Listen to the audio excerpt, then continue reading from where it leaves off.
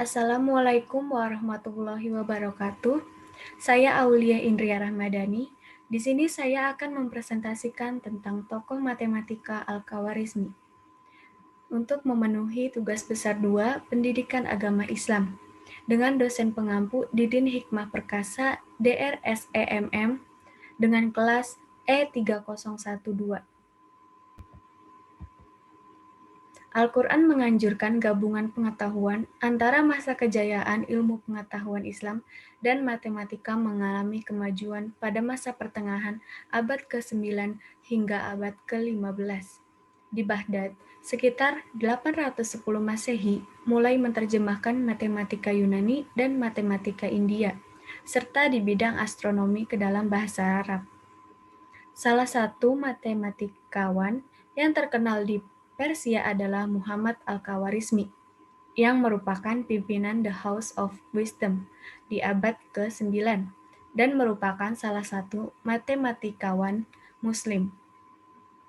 Kontribusi Al-Khawarizmi di bidang matematika yaitu untuk memperkuat sistem bilangan Hindu 1 hingga 9 dan 0.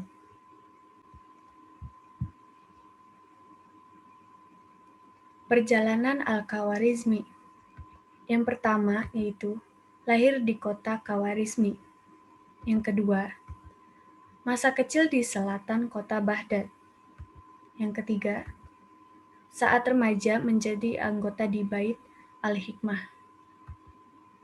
Yang keempat, beliau merupakan bapak aljabar dan ilmuwan. Dan yang kelima, Al-Khawarizmi wafat.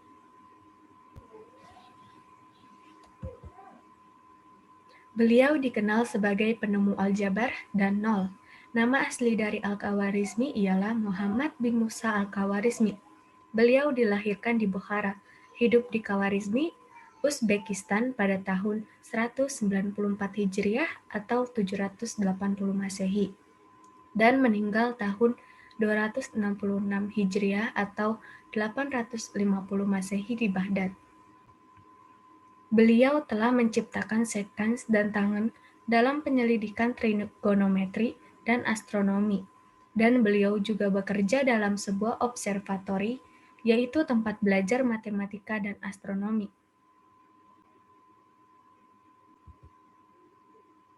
Beliau pernah memperkenalkan angka-angka India dan cara-cara perhitungan India pada dunia Islam.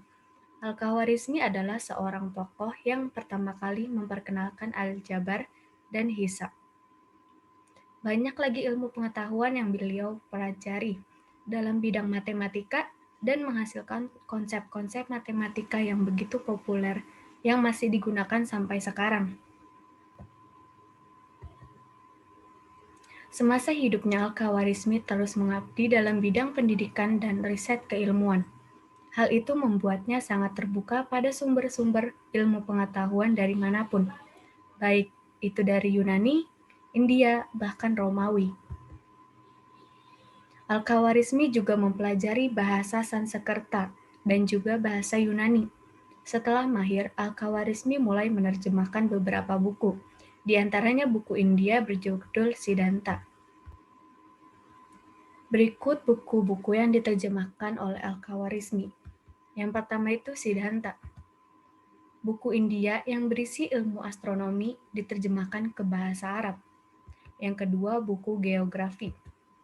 Buku yang ditulis ilmuwan Yunani yaitu Ptolemeus yang berisi ilmu geografi. Bentuk hasil karya dari Al-Khawarizmi. Yang pertama yaitu Aljabar wal Muqabalah. Karena beliau telah menciptakan pemakaian sekans dan tangan dalam penyelidikan trigonometri dan astronomi. Yang kedua, Hisab Aljabar wa al-Muqabalah. Beliau telah mengajukan contoh-contoh persoalan matematika dan mengemukakan 800 buah masalah yang sebagian besar merupakan persoalan yang dikemukakan oleh Neo Babylon dan bentuk dugaan yang telah dibuktikan kebenarannya oleh Al-Khawarizmi. Yang ketiga, sistem nomor. Beliau telah memperkenalkan konsep sifat dan ia penting dalam sistem nomor pada zaman sekarang. Karyanya yang satu ini membuat cos, sin, dan tan dalam penyelesaian persamaan trigonometri, teorema segitiga sama kaki, dan perhitungan luas segitiga, segi empat, dan lingkaran dalam geometri. Penutup.